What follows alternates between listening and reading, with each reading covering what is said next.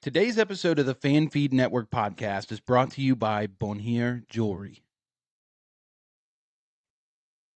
Yo, yo, yo, yo, yo. What is up, everybody? Week 12 is underway, halfway through the day, almost to the 8 o'clock or 8 p.m. Eastern game. For those of you on the East Coast, we're currently watching the middle slate games, I guess you'd call them. But I got Caleb here again. We're going to react and break down all of the games from week 12 so far. It has been pretty nuts, pretty annoying, pretty boring in some ways. We've got a little bit of everything on this slate. So, Caleb, how are you today, bud? Not too bad, man. Some cool things today, some not so cool things. I made a bunch of wrong fantasy moves. Oof. Yeah, nothing new, nothing new. Let's see. That's what I want to tell you. I was debating in a Chops league to start either Emmanuel Wilson or Zach Charbonnet, and I went with Oh, the you latter. started Charbonnet. Oh, that's just I painful. I can't get it right, man. Gosh, yeah, and Emmanuel Wilson had a great game today. I know it. Even though he's buns, he's not a good football player. But yeah, I mean, I I tried to make really good moves today. I was tinkering with my lineup one league. It's my only dynasty league that I'm undefeated in. But none of it mattered because Jahmyr Gibbs dumped 74 points on my dome piece. 74. 74 points. It's a PPR league. Oh, It's a bonus league, so you get bonus points for 40 plus, 50 plus yard plays and touchdowns. You get an extra couple points. And of course, Gibbs just absolutely went off. Yeah, I had no chance. that's wild. That's got hurt. So it was painful. It was painful. But you know, we're still rolling. So yeah, we're watching some of these games. Honestly, the 4 o'clock slate's kind of a stinker slate. The Eagles Cowboys game isn't really close right now. Yeah, and Dak just threw a pick.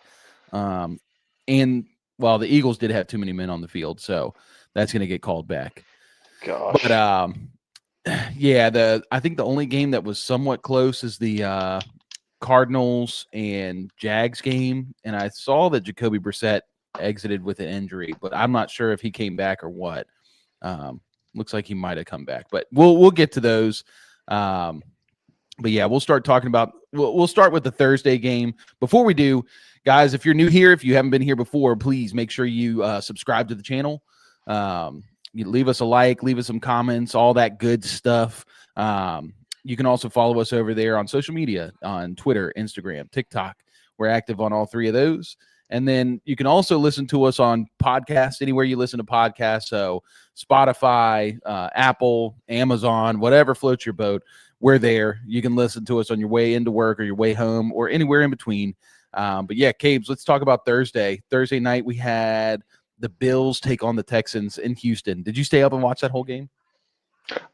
Not the whole game. I stayed up till the end when the Bills were driving, and I'm watching Josh Allen just getting sacked every other play.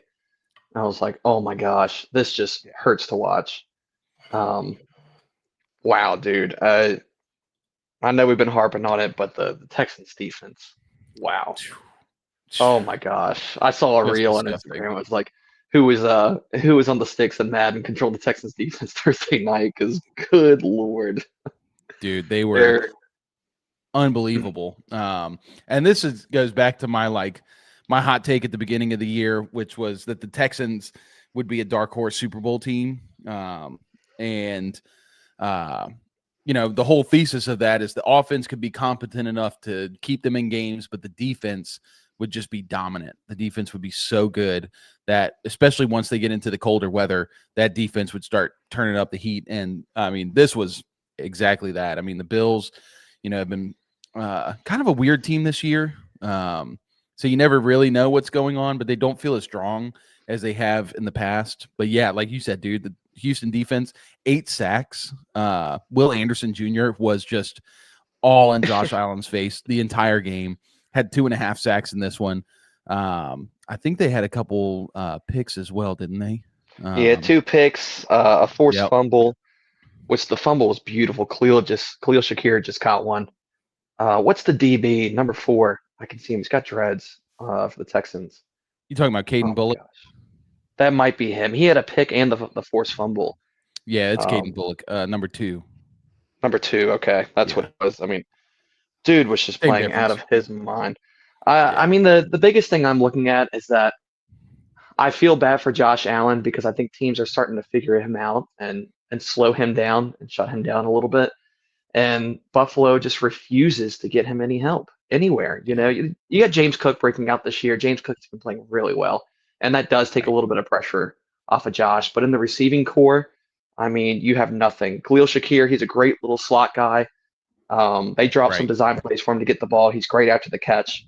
Um, but you really need a more dominant receiver, a more consistent guy who can get open and be Josh's guy. Like look at when Stephon Diggs was there. Yeah, What a great duo they had. And it just seems like the Bills' luck is kind of running out. They've been trying to ride Josh Allen for years now, and yeah, aren't doing anything else. And the yeah. defense is just way below mid, man, way below mid. Any given team They're so bad. can give them the workings any night, you know. And the Texans' offense, nothing flashy at all, but they controlled the game very well. I thought no turnovers that I Yep. remember. Um, Again, Davis Mills got everyone involved. Jaden Higgins, 4 catches, 38 yards, touchdown. Christian Kirk got in there. Yeah, I mean, great showing by the Texans. They didn't have to get fancy. They just let their defense eat, and Yeah. defense did what they had to do. Yeah, no, and I totally agree with you on this Bills thing with the receivers. Oh, what a play. Oh my gosh. Is this going to be a safety? Dog. Parker Washington just made the most boneheaded play I've ever seen. That's a safety.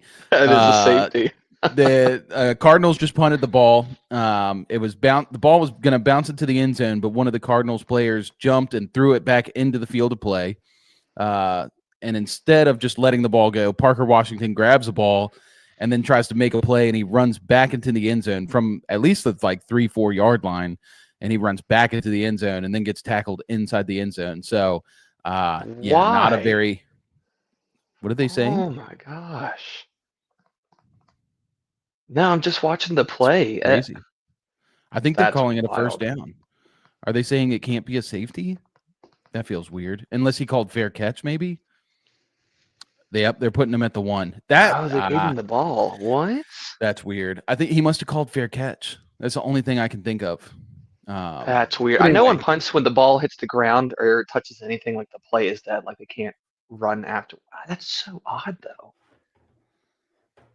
uh, Break out the rule yeah. book. We got a couple of people in chat. Kahit R9. What's up, my man? Not really going to tell you where I'm from just because I'm scared, but we're from the United States. And then it's me. We're doing good today. Doing good. It's Sunday. Sundays are always good days. Back to this Bills thing. Yeah. Ever since they got rid of Diggs, Josh Allen didn't have a guy. And, a lot of people have tried to twist that to make it seem like, well, now, defenses don't know who to cover. They're just, they can't cover anybody because everybody's involved in the offense. Same thing they said about Mahomes. And you can find some success in it for a time, but we're seeing that with both teams, the Chiefs and the Bills, that without that like solid guy, it's hard to win football games consistently, at least. And Josh Allen just does not have that guy. I will say Khalil Shakir did look a little Amon-Ra St. Brownie, but that was mainly because of the turf tape on the back of his arms. Yeah. That was hilarious. But yeah, no, I think the Bills, and we've talked about the Bills too. Like they don't really feel like a strong contender this year. Like I think it's pretty Mm. obvious they're going to make the playoffs, but they don't feel like the strong Bills team that we've seen in the past, like a shoe in to make it to Yeah. the AFC Championship. And honestly, Where do you rank them in the AFC right now? Kind of putting you in the spot without looking at other teams, but do I got to you look up still the put them top standings. three, top five? Well, that's where it's hard because like the AFC just feels so weak. You've got like the Patriots Yeah. up at the top. You've got the mess that is the AFC North with the Ravens and the Steelers, and neither of those teams look good. The Colts would probably be my choice for the top. Colts, Broncos. Wow. Um, I think Chargers are kind of fraudy right now, just mainly due to the injuries. If they didn't have all the injuries, they'd be all right. Bills would probably find themselves third out of this list. Okay. But if you're to take the whole NFL, like I don't think they're better than the Eagles.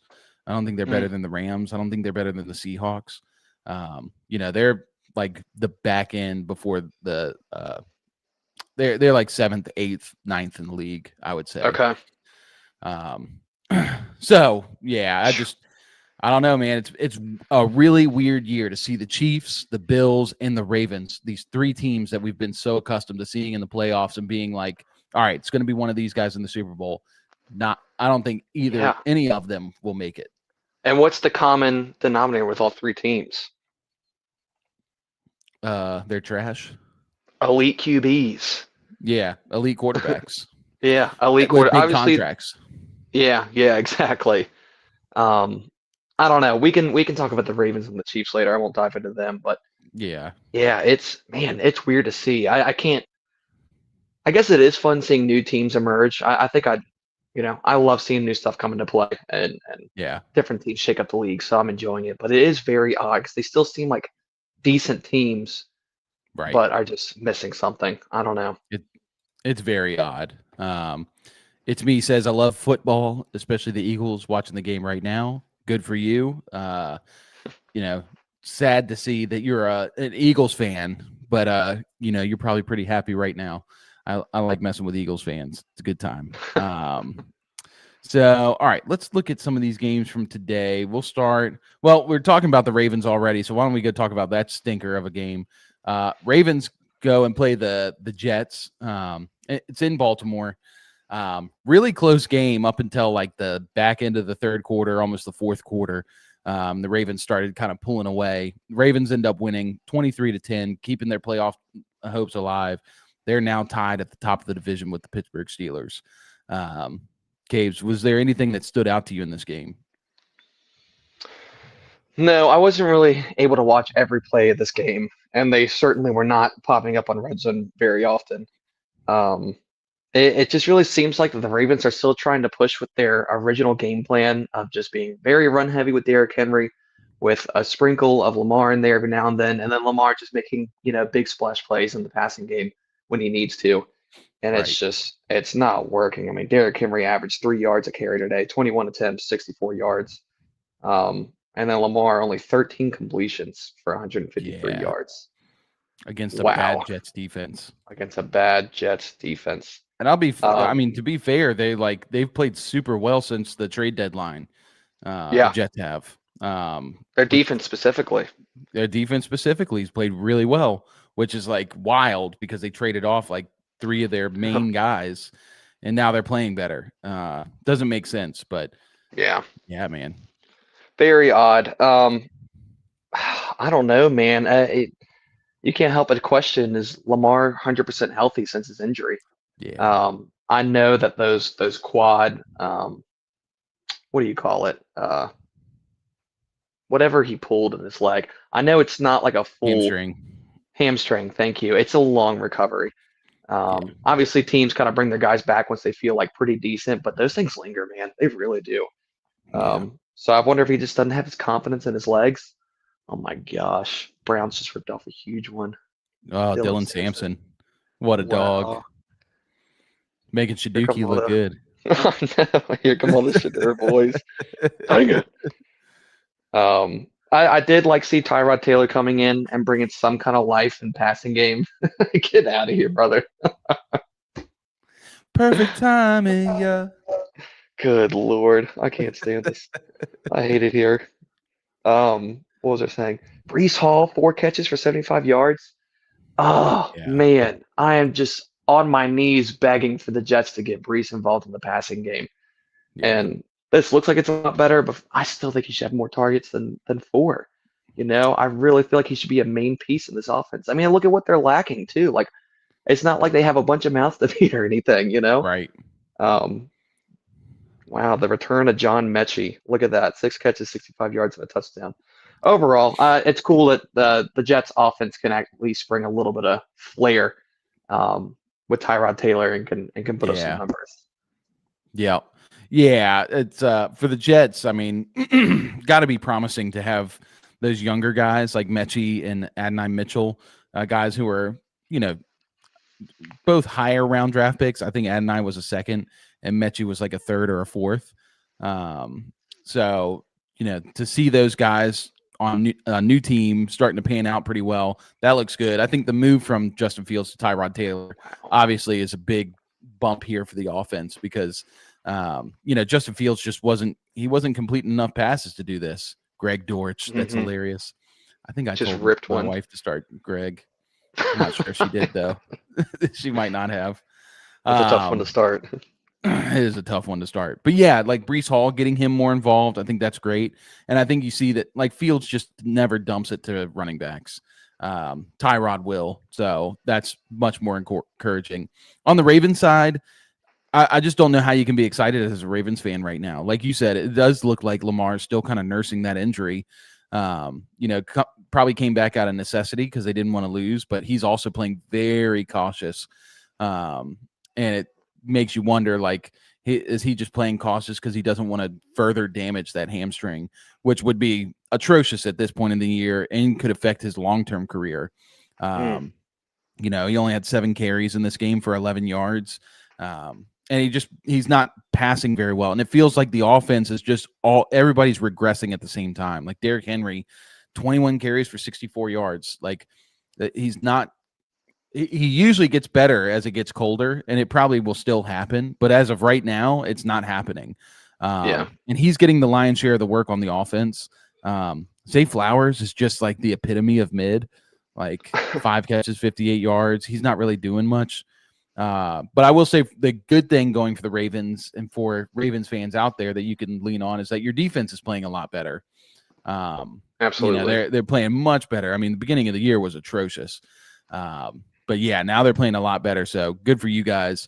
All right, let's move on to another game. This was a big one. The Colts travel to Arrowhead, take on the Chiefs. Mm. Chiefs had to win, and Chiefs end up pulling it out in overtime. They're now 6-5. I think their playoff chances are about 50 something percent. So that's a big deal. Wow, Bryce Spanford or Brevin Spanford. Yeah, if anybody has him in Who fantasy, is it's that you. guy? I blame Derpy's here. What up, Derp? Cameron, I blame your hat Derpy. for our loss because it's someone's fault. It is my fault. And it's It definitely is your not Mike fault. Tomlin's fault. And it's definitely not Good Lord. Mason Rudolph's fault, you know.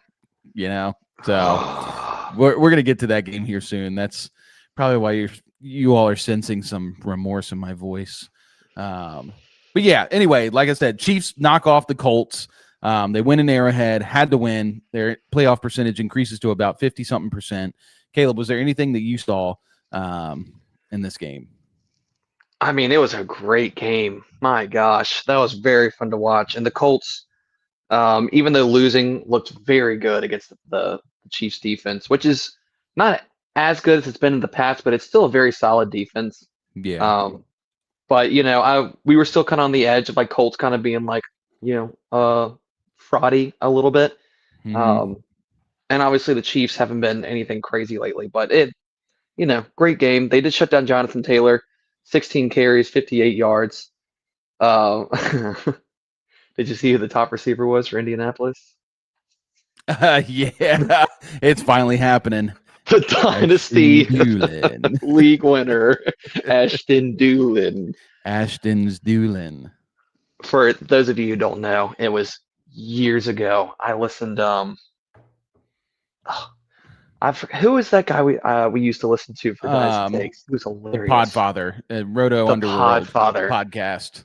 Man, I was just a young wee lad, new to Dynasty. I'm listening. This guy is just going on and on about this receiver, Ashton Doolin for Indianapolis. And he has been with Indianapolis for so long. And I was like, let me grab him. So I picked him up like 4 years ago, and he's never done anything. But Cam always made fun of me because I had a guy named Ashton Doolin on my bench for so long. Yeah, it is pretty true. Yeah. Um, yeah, man. I don't know. I still feel like the Chiefs have a lot more to unlock in the offense. I think Mahomes was missing some downfield plays. Yeah. That definitely could have been a game changer. Um, and I feel like they had the opportunity to really take this game and run away with it. Um, but a lot of drives just sputtering out. Teams have really been, I feel like, honing in on that underneath play with Rashee Rice and Kelsey and whatnot. Yeah. Um, which I did notice it seemed like they changed the game plan a little bit, the Chiefs that is, in the second half, and they were running Rasheed a lot deeper routes, maybe like 10 to 15-yard routes, across the Yep. middle of the field, and he was They had getting to. open. Yeah, Yeah. yeah, he was getting open, and it was beautiful. I mean, he ended up with 8 catches for 140 yards, averaging Yep. 17 yards, per catch. Um, the longest catch I think was like 45 to 50 Yeah. yard catch. So I mean, that was a great mid-game adjustment, I thought, by the Chiefs. Sending Rasheed in these deeper routes, behind that middle line of linebackers and DBs that were covering that first, 5 to 10 yards. That was very cool to see. Um, and then old Kareem Hunt, 30 attempts today. Gosh, they gotta Yep. take it easy with my boy, man. Um, all that being said, though, I think if the Chiefs can really click in and maybe open up the offense a little bit more and be pressed into more of these downfield plays, and Mahomes can make that connection, because he Yeah. had some beautiful completions today. It looks like the old Mahomes. I think this can really spark the offense, and I think the defense can also turn it up, and they can make that late season push, like they like to do. Gosh, Parker Yeah. Washington touchdown again. Is this Parker? And Dave, Yeah. yeah. Shout out Dave who was asking the question. Parker Washington, or who was the other guy who was asking about this morning? It was Uh, oh my gosh, Parker oh or no, I'm irritated. oh my gosh. You go ahead and talk. I'll go pull it up. I can find it. Yeah, you pull it up. Yeah, on this Chiefs Colts game, the Colts definitely they were winning. I mean, they were dominating in the first half. They were dominating on defense. Mahomes was rushed all day long. Um, they got that quick turnover early on in the game, scored a touchdown off of it. They were converting in the red zone, which the Chiefs were not doing. The Chiefs were kicking field goals for the whole first half, but something clicked in the second half. Chiefs defense stood strong, kept forcing 3-and-outs. And like Caleb said, Mahomes started throwing the ball deep. And this has been my biggest thing with the Chiefs is like they play this this really close to the line offense. It's like this thing Matt Nagy likes to do, and it's like an extension of the run game where they just throw these quick screens, quick outs, quick slants, and stuff like that. And it just gets so predictable, and then the whole defense comes forward, and instead of taking advantage of that change in the defense, they just keep running it. And so that's why Rashi has been so bad. Worthy's been so bad. And really, this game turned it around. Like Caleb said, Rashi had probably his best game since coming back. Didn't score touchdowns, but just played a really, really good game. Over 100 yards receiving in this one. But they were actually throwing the ball downfield. But, something happened? Kirk just threw a Kirk, beautiful deep on a bangs. Darnell. Come on, Kirk. And Ashton Gentry Come just on. scored. Did Nice. Ashton? Come on, Ashton. Yeah. Let's go.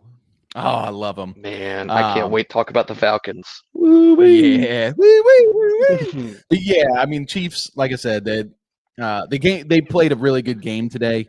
Mahomes really has to tighten up on these passes because he's missing a lot of throws, and the accuracy woes, they might not bite him too bad right now in the regular season. Once they get to the postseason, man, he can't have that. You got to hit those plays because you might only have one or two attempts at really changing the game. But overall, good game for the Chiefs. Colts, I still think they're a good team. I just think they got lost in the sauce. They just couldn't convert in the second half. And this is the thing I've been thinking. Like, I feel like Daniel Jones is going to start turning back into a pumpkin. He didn't really play a bad game today, but he wasn't really helping but so much, especially in the second half. I mean, that was pretty bad. But anyway, Yeah. let's move And I on. also think last thought is like I think the Colts showed their hand too quick early in the season with what they wanted to do and how they wanted to run the offense. And I think teams are catching on a lot more. Obviously shutting down Jonathan Taylor, which isn't always possible. Right. But I think when you stop, look at the games they've lost. When you stop Jonathan Taylor, it also sputters out the offense and the passing game as well. Um, and I mean, again, it's very obvious. It's not like some like crazy strategic thing to do. Yeah. But I do think they showed their hand a little quick in the beginning of the season. I think teams are starting to catch on, um, and just slowing the offense down. But yeah, let's move on to the next one. All right. Real quick, Derpy's in here. Still talking about the Steelers. We're going to get to it, but I want to bring this up. Anybody that thinks it's Tomlin's fault, they're morons. They don't know football. Mason was given the keys, and he was given the opportunity to win it, and he blew it by not being clutch enough. Mm. And then he also says that maybe Shador is him, or maybe it's just the Raiders.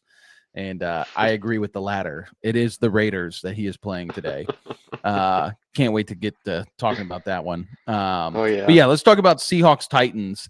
A lot closer of a game than most anticipated. Seahawks coming off that loss against the Rams and expected to blow out the Titans. It was a one-score game at the end, 30-24. Seahawks win. Caleb, was there anything that stood out to you in this one? Yeah, I like that Cam Ward was taken off from rushing a lot more in this game. 6 attempts, 37 yards. He broke off a long one on that, crazy long, 14 yards. And I think that's just a sign of confidence. I think, him getting his legs planted, well, not planted, but just getting his legs about him, I think as some people say. Yeah. I think that can give a young guy like him, confidence. And then Gunnar Helm and Jameer DK. Look at that. The Jameer two DK. fellow rooks with a great show out. Jameer had a great punt return today, dude. Oh my gosh, Yeah. beautiful punt return. Is that the Guy touchdown? is just yeah. He Mhm. returned it for a touchdown. Dude is just quick, man. I don't think he's like I hope he does, but I don't think he's going to be anything crazy. But I think he is like a good gadget guy, and you get the ball in his hands, he can make plays, and he's good. He's a great post runner, post Right. route runner, Yeah. downfield. That one cut take off, almost like a Mike Wallace in a way. It's just very very cool to see. But obviously, the biggest takeaway, JSN is Him. the best receiver in the league currently Him. right now this year. I mean, you can't stop him. You can't. You slow him down, and Sam Darnold's just slinging it to him, man, just feeding him, and it looks great. Great for JSN. I'm I'm really curious to know why Rashid Shaheed hasn't gotten going because I was very excited about that trade, and I thought that with him coming in, it was gonna, kind of even up the offense and be a good solidified like wide receiver two guy, but he's been kind of Ooh. pretty non-existent. He's not been doing much at all. Maybe you have more of a dive in idea of what's going on. Yeah, I mean, I just I don't think they really planned on using him a whole lot in this game. I don't think they planned really to, this game to be that close. Mhm. And once things got close and it was looking a little scary for him, they just zoned in on, JSN. But yeah, dude, JSN is I mean, this is the kind of performance you get from a Jamar Chase and Justin Jefferson. And I said it last week. I think we should be ranking him with those guys. Maybe not better, but with those guys. And he's just balling out. He is. He Gosh, already dude. has broken the Seahawks franchise record for most receiving yards in a season. It's only week 12. So in 12 games, he's beaten the record that, I think DK Metcalf might have had for a full season. And That's so, and crazy. on top of that, he's on pace right now to be the first wide receiver in NFL history to break 2,000 yards receiving. That's Um, crazy. yeah. What's he? So, I I think he's mean, got 1,300 yards right now. Is that yeah. right? Yep. 1,300. So That's with, let's wild. see, it's week 12, like 6 games left. Yeah. I mean, That it's average. very live for JSN. Yeah. Yeah. So, That's crazy. yeah, that's probably why Rashid Shaheed hasn't really popped Oh, off.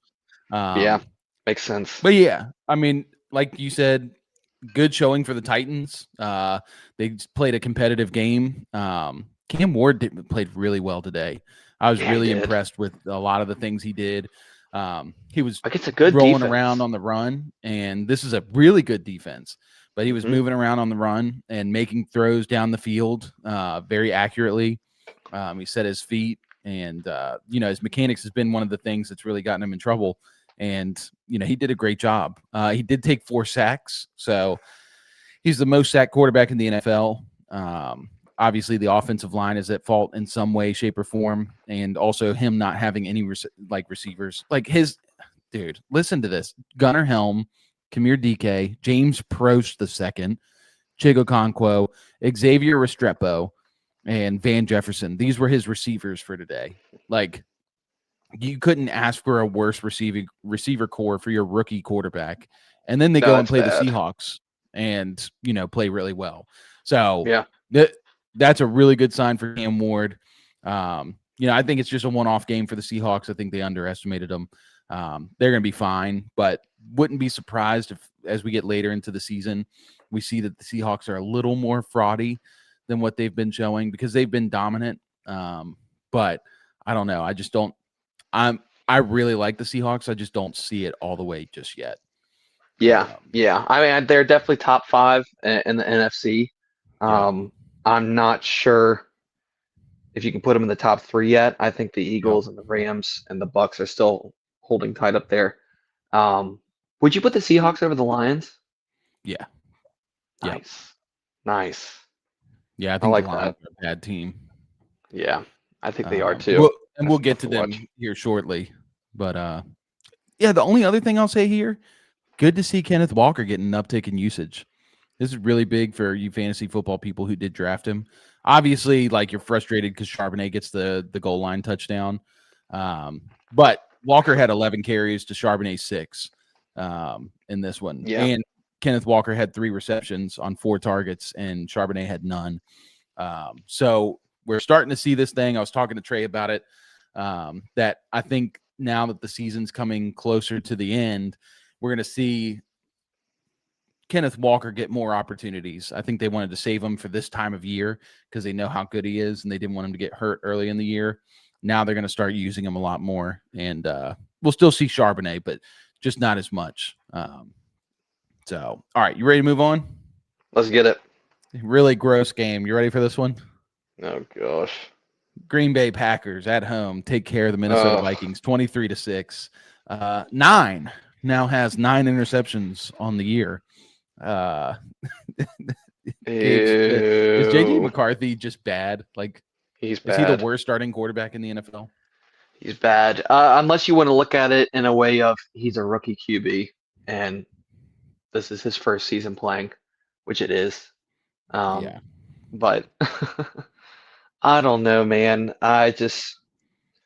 You would definitely expect something better being in the predicament situation he's in. He makes some good throws, man. He had a beautiful throw to J Jeff at one point. He fit it between 2 guys. But it's just, wow, 12 completions for 87 yards. I mean, this is Justin Fields numbers. What are we doing? Yeah. And obviously the Packers are a tough defense. You got Micah Parsons in your face all game long. I get that. But I don't think it's McCarthy, man. And I'm really curious to see if they're going to be patient and try to use him again next year, or if they're ready to just, dump it and move on to the next guy by the time the season's done. Yeah, Kevin O'Connell's just frustrated. I mean, especially too because you had Kirk. You didn't re-sign him because he was going to cost a lot of money. It was probably the right move because he's on the older side. Obviously, tears his Achilles. You can't predict that. But, then they go get Darnold last year, and Darnold played out of his mind. I mean, so good. And they still were committed to J.J. McCarthy. And I get it. They spent a first-round pick on him. But, I mean, this kid never did much in college. He played on a really good Michigan team that was run heavy, that was very defensively strong. He hardly threw the ball. And one of the big stats that everybody was, pointing to was that he's a winner. Ever since high school, he's been a winner. The kid's always wins games. It's like, I do not care what your high school record is. I do not care what your college record is. I care about what you put on the tape on the field. Yeah. And, McCarthy's tape was not good. Not like I'm a tape guy. This is from a lot of different people who have watched JJ McCarthy, and he just seems to be struggling with the speed of the NFL game. I mean, there were multiple plays that I saw on the goal line, their own goal line, that he He just sat in the pocket and he was just waiting, and didn't move to adjust to the pocket collapsing on him. He just stayed strong in the pocket. It's like coaches have been trying to get it in his mind. Hey, you got to stick in the pocket. You got to stick in the pocket. You got to stick in the pocket. And he just did that. Is Dak going to do it? Dak just Superman to the end zone. Oh, we got a game in tied Philly. up. In Let's Dallas. go, dude. 21-21. Philly. Dallas has come back on Philly. That's awesome. I'm listening to you talk, I promise, but I looked at You're to see good. George Pickens just mossed 2 DBs George Pickens on the dude. side. Dude, George is insane. Is he Alfred CD? He is Alfred CD. That's crazy. Oh my gosh. That's crazy. I love it. I love it. I love George Pickens. Anyways, keep going. Yeah, I just think 9's just bad.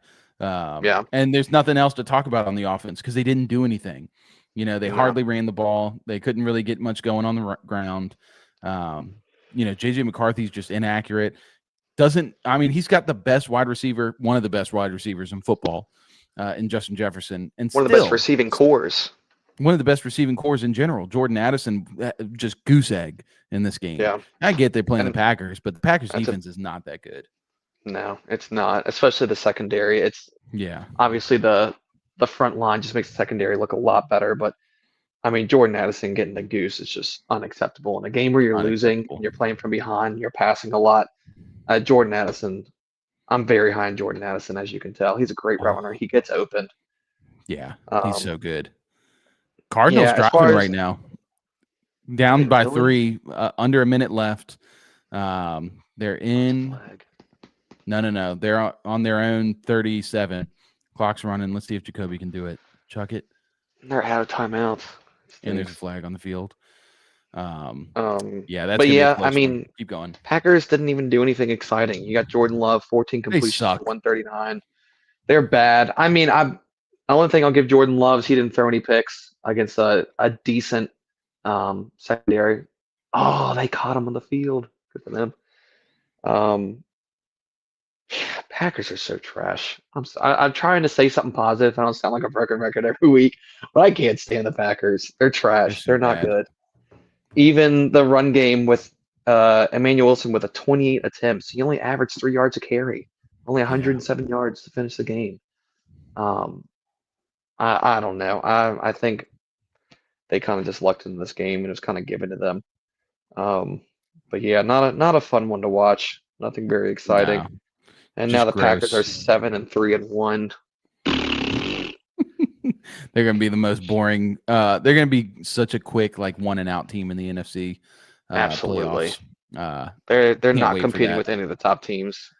I promise. All right. So since we talked about that stinker, let's go talk about something way, way, way more exciting. Jameis Winston and the New York Giants take on the Detroit Lions in a thriller that ends in overtime when Jahmyr Gibbs calls game on a 69-yard touchdown run. Man, what an incredible game. Is Jameis Winston the greatest football player of all time? Dude, he is the best football player of all time. What I would give to have Jameis Winston on my football team. Yeah. Oh my gosh, man. Oh, Jameis is king. Yep. Dude, only 18 completions for 366 yards. He didn't need all them completions, bro. He's too good. He had Wandale looking like JSN today. He's the kingmaker. He's just and they did just so many fun things. Like they did in the first half, the flea flicker, they throw it to toss it to the running back. He throws it back across the field to Winston. Winston dodges a tackler, throws it 40 yards down the field for a wide open touchdown against the Lions, which is hilarious because they're the trick play team. And then later, probably the best football play I've ever seen in my life. They do a wide receiver reverse with Gunnar Olszewski. Olszewski starts going around, then he starts looking like he's going to throw. Pocket's collapsing, so he steps up into the pocket and chucks it to Jameis Winston. It's behind, so Jameis has to post up on this DB. Well, it's actually a linebacker. But he catches the ball, and then he breaks the tackle and rumbles into the end zone for a touchdown. Dude, it's the most incredible thing I've ever seen in my life. That's so Uh, amazing. yeah, I Oh, freaking that's love so Jameis. amazing. Dude, he's just incredible. He's so fun to watch, and he just elevates the whole team. Oh man, just think about how beautiful it would have been if the Bengals went and gotten him. Joe Yeah, Flacco was doing the thing. He was good, but it just makes you question what were the Giants doing starting Russell Wilson for the first 3 to 4 games of the yeah. season? Like I, what? Yeah, Ah, NFL teams just and I get it. They are so hard on turnovers. You see this with like running backs. If running backs fumble, they get benched like all the time. Look at AJ. unless you're Oh, look Ramondre at AJ. Stevenson. Unless you're Ramondre Stevenson and Mike Vrabel is a psychopath. We'll talk about him in a minute. But they don't like the turnovers. Jameis is just a turnover machine. Like especially in this one. This was just such vintage Jameis, to throw 2 touchdowns and then he comes back in the fourth quarter. They're like driving to win the game and he throws a pick. It's just a real bad pick too. Real stinker. It was real bad. But yeah, I mean, just for an entertainment purposes, Jameis Winston is the greatest quarterback to ever play NFL football. He's the most fun, Mm, most exciting guy to ever play. And I think he's good. He just makes bad decisions once he gets too carried away. I mm. can't fault him for that. He just has so much fun out there. But on the Yeah. Lions side, we can't not talk about Jahmyr Gibbs. 15 carries, turned it into 219 yards. It's a 15-yard average. He also added 11 receptions on 12 targets for 45 yards. He had 3 touchdowns in this game. Like I said at the top of the show, he dropped 74 fantasy points on my dome piece. And yeah, I mean, this is what we've been wanting to see from Gibbs all year. Yeah. I mean, what did you Yeah. have any takeaways from the Jahmyr Gibbs, just extravaganza? No, I mean he's a workhorse dude. Like, and this team is set up so well for him to succeed. And we've been waiting to see him be used. And it's like, like whenever you see like even good running backs, whenever they face like teams who are supposed to have like good run defenses, it's like Yep. they shy away from using them. And I wish the Lions would not do that. I wish they would open up the offense and give Jameer the targets and the rushing attempts he deserves against good teams too, not just these bad teams. Yeah, Um, Lions suck, dude. I'm sorry, they do. they're But so it's bad. like every time they're in a close game against any team at all, it's like they just panic and they just force the ball to their playmakers with Amon-Ra and Jameer. And today it worked. Obviously, you got Amon-Ra had 9 catches for 150 yards off 13 targets, and then Jameer Gibbs had 12 targets, Yep. only 11 catches for 45 yards. Um, man, I think losing Ben Johnson has hurt Lions more ways than one, man. I love Ben Johnson, but the Lions are in trouble. I know they won today, but they're not going to be able to rip off 70-yard runs, in overtime No. every single week. Their And defense is Swiss cheese, except against the defense is run. Swiss cheese, except for Aiden Hutchinson. Yeah. Um, Aiden Hutchinson is just a dog. But Yeah. it just looks like the offense, man, if they can't blow out a team like they want to, they just panic. It looks like they're so panicky. And Jared Goff gets like happy feet. Yep. Also, no hate to Jared Goff. He's a great pocket passer, but he cannot make a pass on the run to save his life. If he No. has like moving in the least bit at all and trying to throw the ball, it's not going to be anywhere near the receiver ever. Yeah. Anytime And he's I under think that pressure. hurts them. Yeah, yeah. And they've been carried by a good O line, but when the O line, fails a little bit, like today, the Giants line was getting to Jared Goff and they were moving him out of the pocket. And it's like, it's play done. It's over. You're not Yep. getting anything unless he can get a quick dump off to Jameer, which obviously he did, 11 catches for 40 yards. Yep. It disrupts the entire play and everything they were trying to do. Um, and I think that really hurts them, man. I think it really hurts them. Um, oh no, Saquon just fumbled. No way. You gotta be The kidding me. Cowboys got it. No way. Oh, Wow. Eagles fans in America just sent their phone to the TV. No way Oh, Saquon fumbled. That's crazy.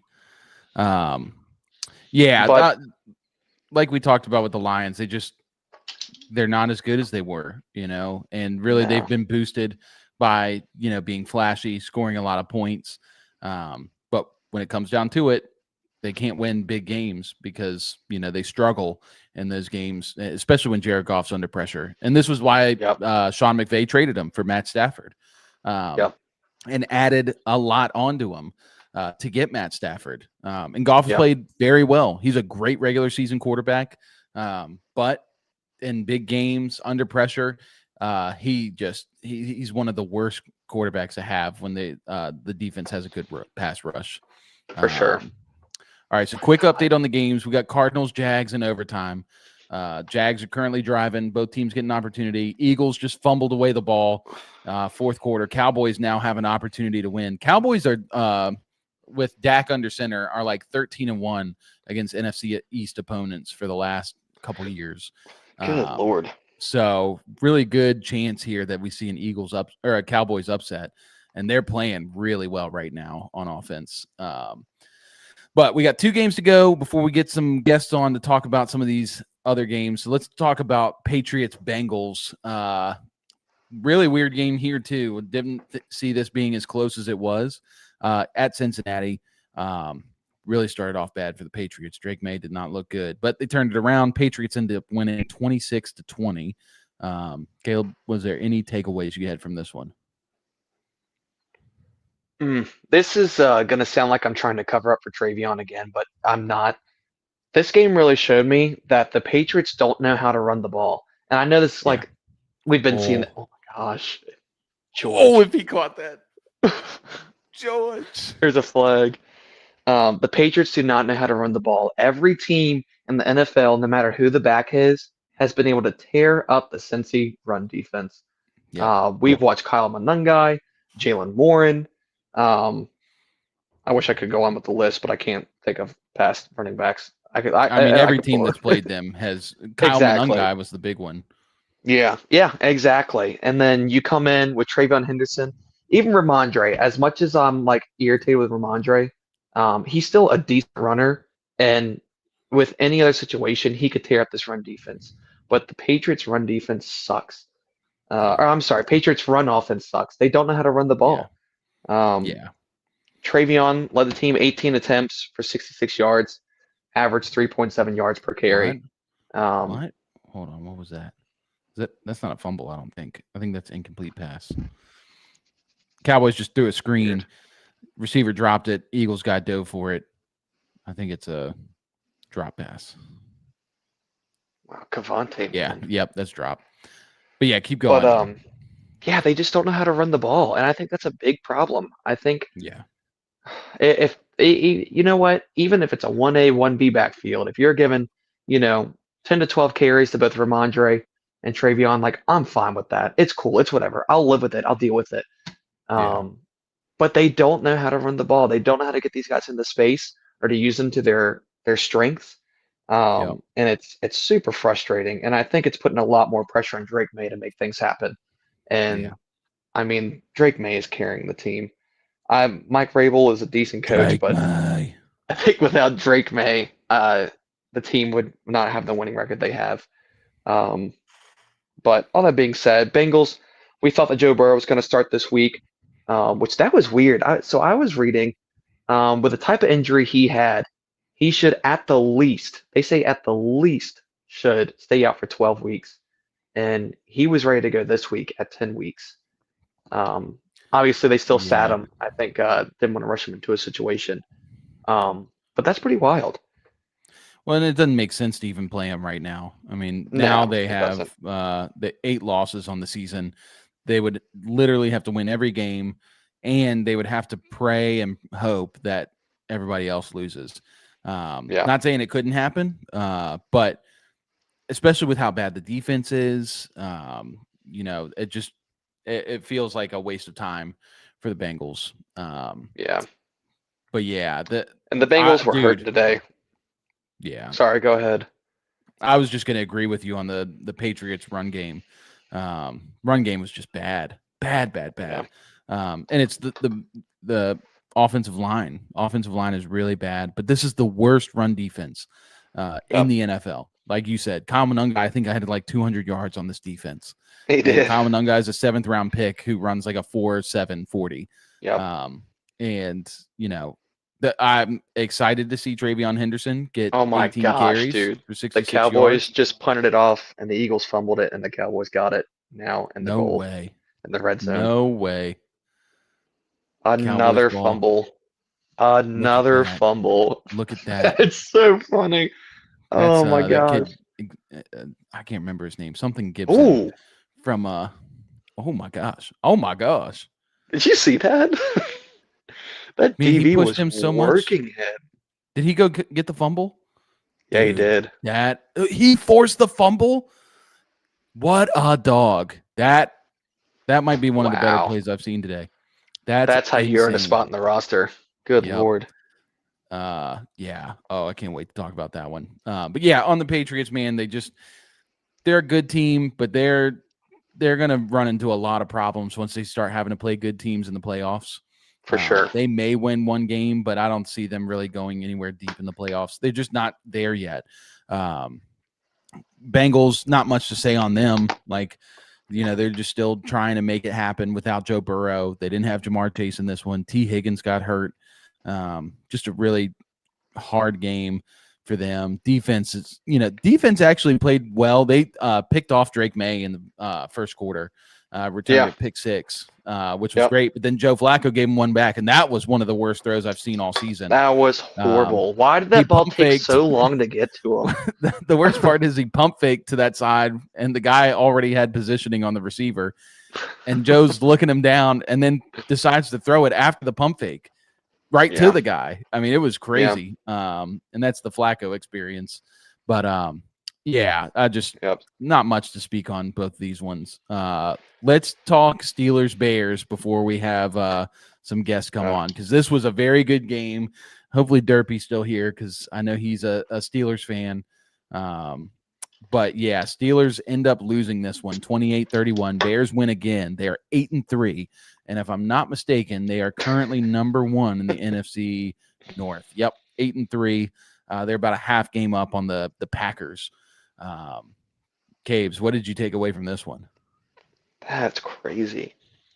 Our passing defense is trash. Yeah. It's bad. Really bad. The DB suck. I think the coordinators are very bad too. I don't like how we scheme up the defense at all. It's really frustrating. But I mean, we get the Mike Tomlin wish. He always talks about every game. We shut down the run game. The Bears have been very run heavy coming into this game. They're the number 1 rushing team in the NFL since their bye week. That's crazy. Which is crazy. And they've been pretty successful with it against good teams too. Yeah. Wow, I did not even realize this, but Kyle Monungai outrushed and outsnapped DeAndre Swift. Or actually, I'm not sure about snaps, but he had more rush attempts.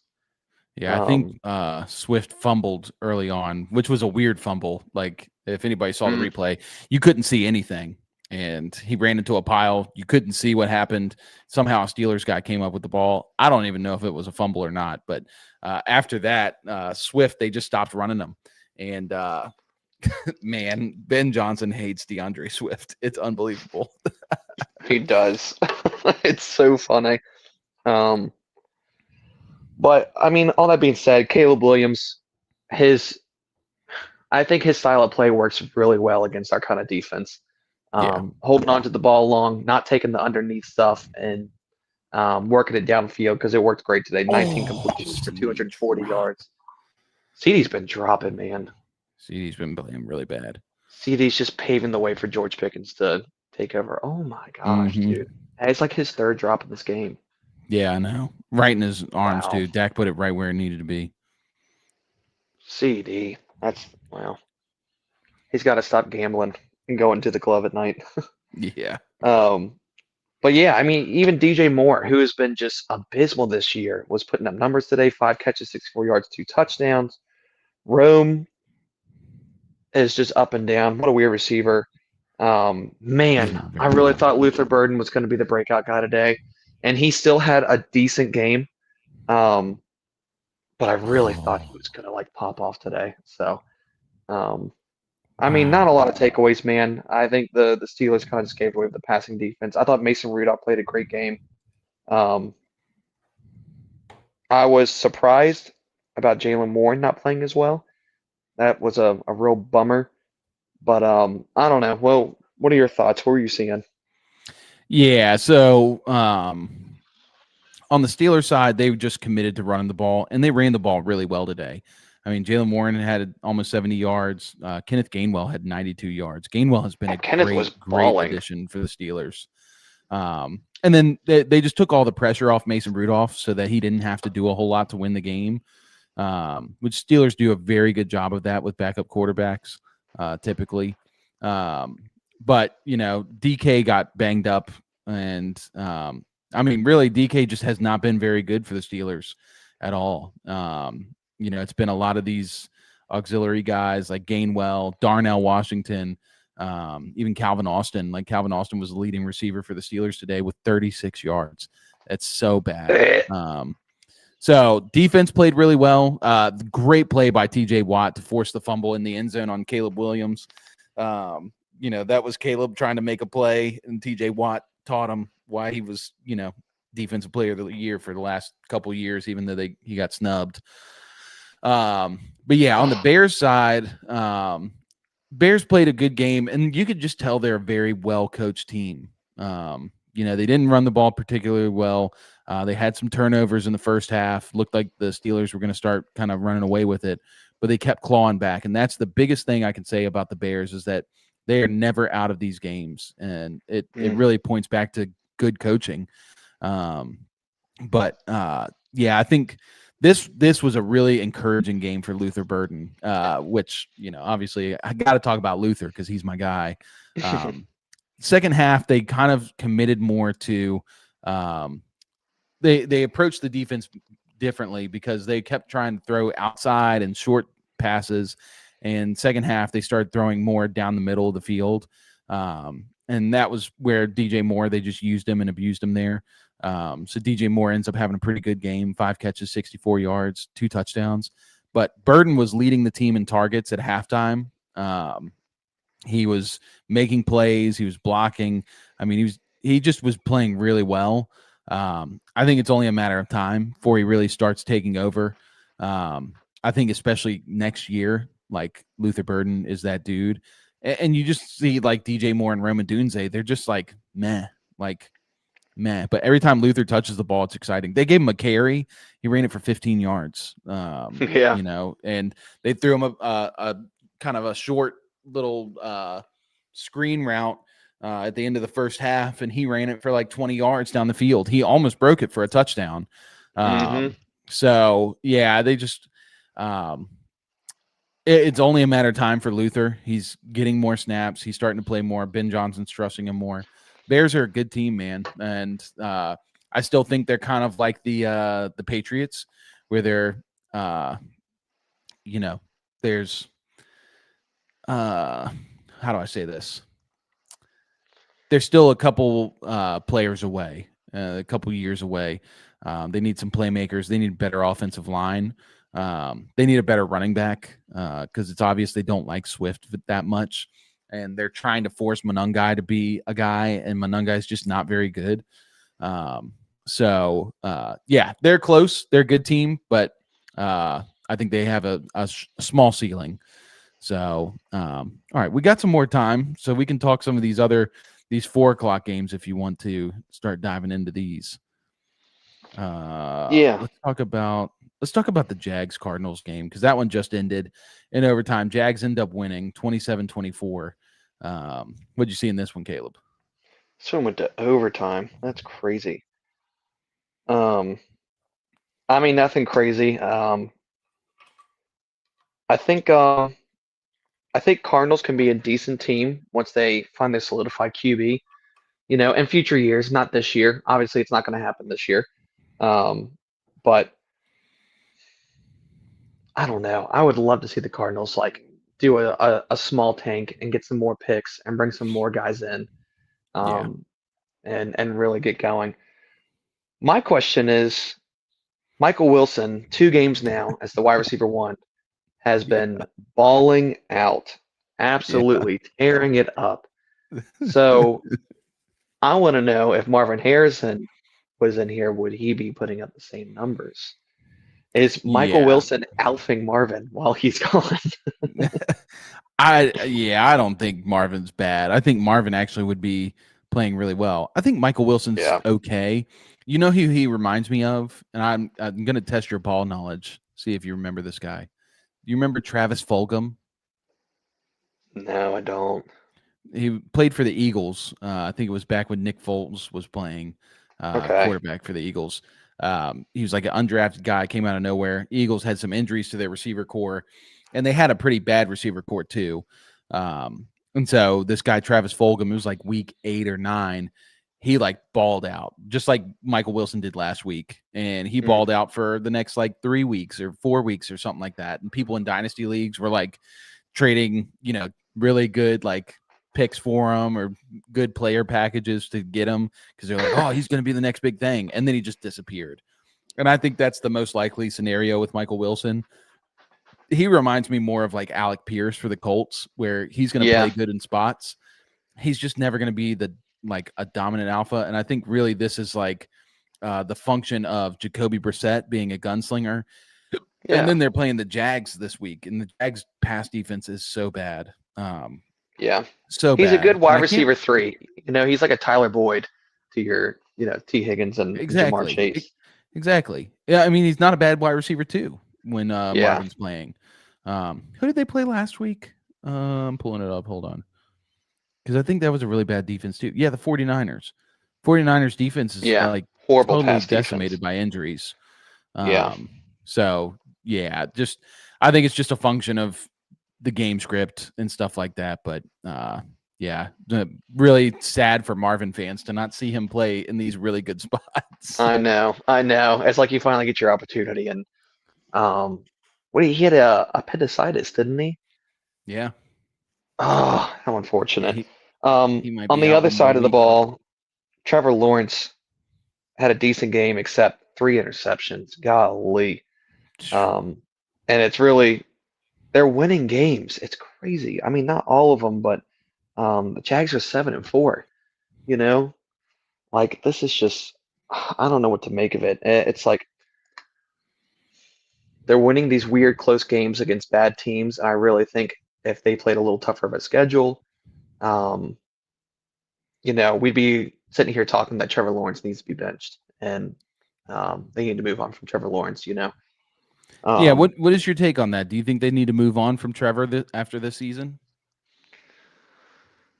I don't know. It's tough, man. He hasn't had a full healthy receiving core, except for early in the season, which was when he was really struggling. But gosh, man, it's tough.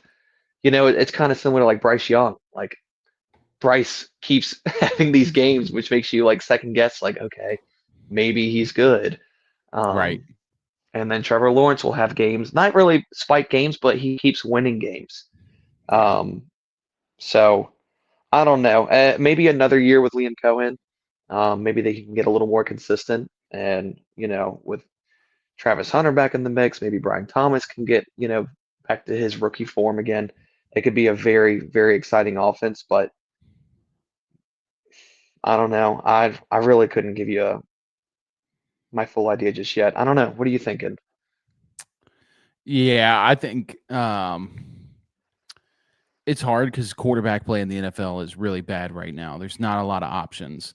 Yeah. But like, would you take a Kyler Murray over Trevor? No. I don't know. No. I don't think so. No. I'm trying to think of other guys. Like, would you take Jameis? Like, would you just get rid of Trevor Lawrence's contract, take on Jameis, tank for a year, and then go get a quarterback in 27? Yeah, I actually would not hate that if they decided to do that. If they could get, a pick or two for Trevor from someone, Right. and move on from him, run with Jameis for a year. The team's young, man. The team is very young, especially on the offensive side. Um, sorry, there's like a weird alarm noise going on outside. Huh. I Yeah, think I'm trying someone's to left. pull up this.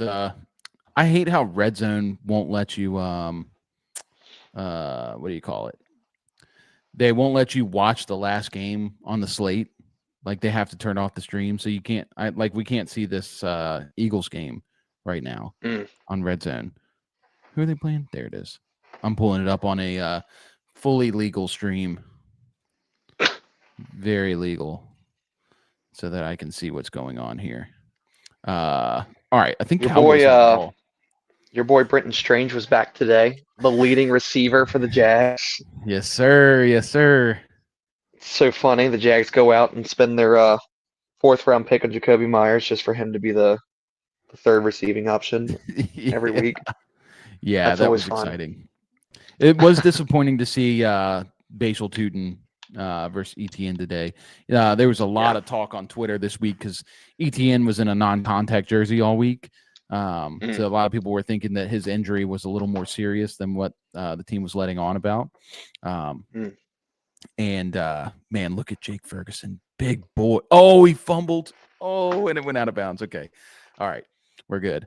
But yeah, so what was I saying? Oh yeah, just the ETN versus Bashal Tootin. Everybody was talking about Bashal Tootin breaking out this week after last week. And I think I had talked about it in the fantasy podcast. You were there. That I think that was more of a game script thing. I think they were just running the ball because the defense they were playing was really bad against the run.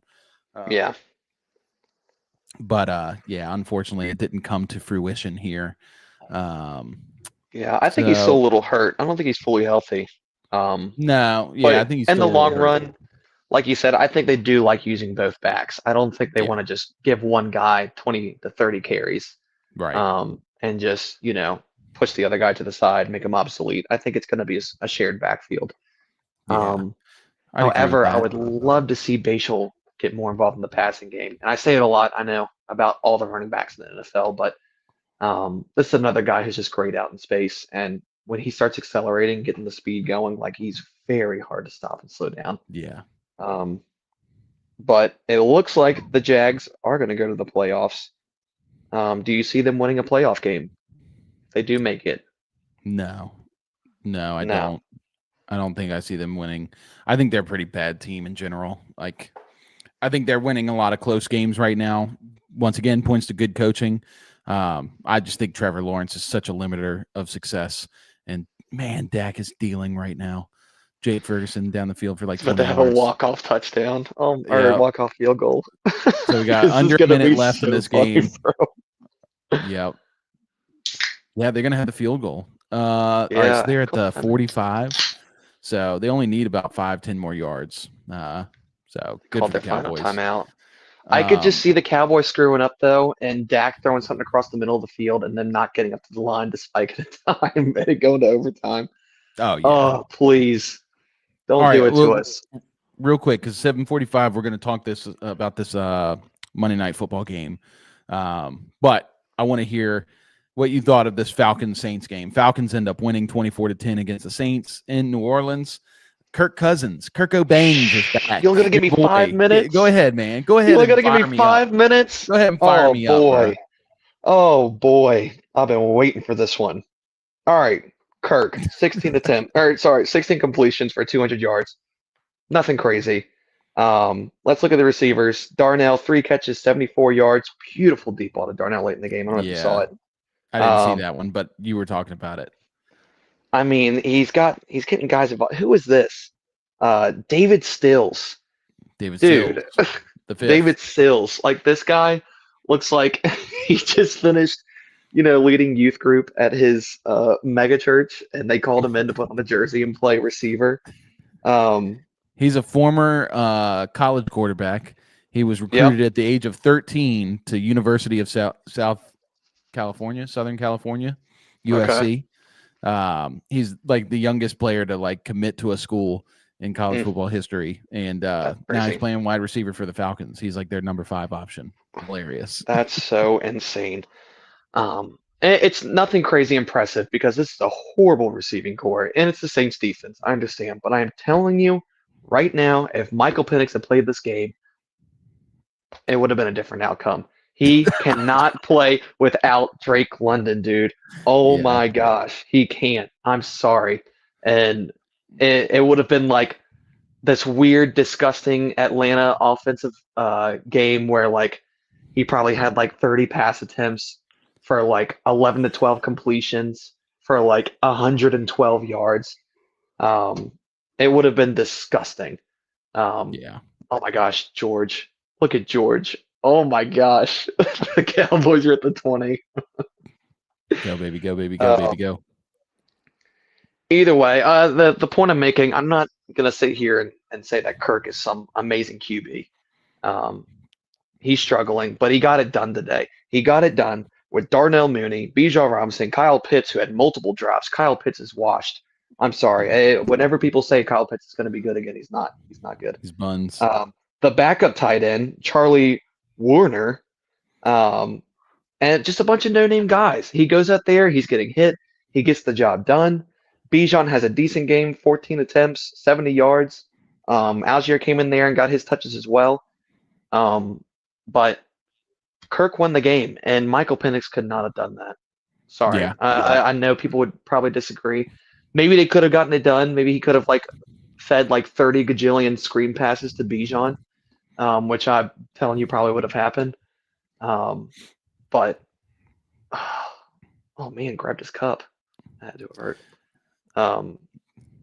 Anyways, all that being said, I am not a fan of Michael Penix. I think Drake London and Bijan carry this team. I've said it before. I'm gonna keep on saying it. If the Falcons want to compete and be good, they need to go deepen their receiver core to start. Yeah. And I think Michael Penix would make a great backup in the league. Yeah. Yeah. I think we've seen that. And Penix has big games, but it's mainly when he's force feeding it to Drake London. Drake London makes up or like Bijan's 3/4 carrying. of his yards. If you look at last week, oh my gosh, it's But that's crazy. awesome. I'm happy with that because I love Drake London. Yeah, But Kirk exactly. hates Drake London. That's the thing I hate about Kirk. He hates Drake know. London. It's crazy. So it's a lose-lose. But Kirk did play well. I want to go quickly to the other side. We got 2 minutes. I want to talk about Tyler Shugg because there are a lot of people they're going to have to apologize for how they were talking about Tyler Shugg. Shuck actually is how we pronounce it. Sorry. But Tyler Shuck, man, I mean, obviously, like the box score, you're not going to see a lot of touchdowns. He took some sacks, threw a pick. A lot of sacks. But, 245 yards against this defense, not bad. He's only in his, third start now for the Saints. They got him running the ball a little bit more. He did get snubbed on a goal line run. That should have been a touchdown, I'm pretty sure. And look at his receiver core. Yep. His receiver core is bad outside of Chris Olave and some would argue Juwan Johnson. But then he's throwing to Devon Vele, Mason Tipton, Dante Pettis, which I love Dante Pettis when he came out. I love Dante Pettis. What a sad story. He was the original Brandon Ayuk for the 49ers, but injuries just derailed him. But Tyler Shugg, and there's actually some guys who watch film. There's this kid who's actually really smart, really good film guy who breaks down games, and he's talking about Tyler Shugg, and he's like, I don't know what you guys are talking about. Like, this guy's got really good pocket awareness. He's making plays down the field. Like, this is a good quarterback. He's a very good quarterback, and I think we're going to see that as he gets some more starts, more experience under his belt. I think people are going to be pretty surprised seeing how he is. It's early to make a confirmed thing, but maybe you could say it's your hot take for next year. Not even a hard take, but do you think he's going to do enough this year to get him a starting position for next season? I think he'll start for the Saints next season. Yeah, unless they go and draft a quarterback, depends on who's available. Even if they draft somebody, I think Kellen Moore will slow play him and use Shuck to start. So I think this is kind of showcasing what he's got.